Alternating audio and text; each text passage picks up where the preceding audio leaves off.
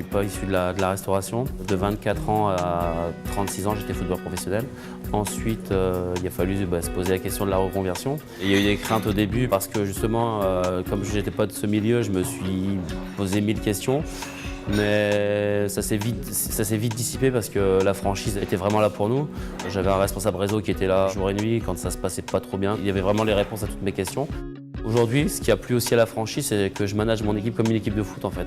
J'ai pris ce management de sportif et je l'ai retranscrit sur mon restaurant. Et je pense qu'aujourd'hui, ça se passe pas trop mal. J'ai une très bonne équipe, il y a une bonne ambiance.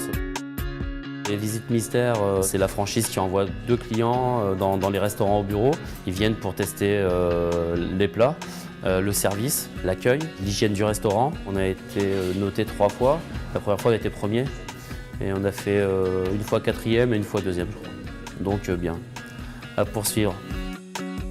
On a une autre visite, c'est Siliqueur.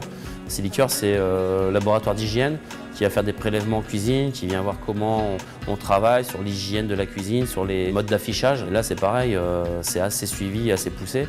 C'est quand même une référence en termes de qualité dans votre restaurant et en termes d'hygiène. Sur la dernière note, on a eu 98 sur 100. Donc une très bonne note. Il vaut mieux être bien noté parce que c'est ce qui nous permet aussi d'avoir nos RFA, donc nos remises de fin d'année par les fournisseurs. Le premier bilan va être fait mi-février. Après 14 mois d'ouverture, on est à 15% au-dessus du prévisionnel. Ici, on est sur une zone commerciale, donc à côté d'un géant casino. Ce qui est bien, c'est qu'il y a un pôle restauration avec un Buffalo, avec un Léon de Bruxelles, avec un Pizza dell'Arte. Donc au début, on avait un peu de doute par rapport à tous ces concurrents. Et aujourd'hui, on ne regrette pas parce que justement, le chiffre est au-dessus de nos attentes.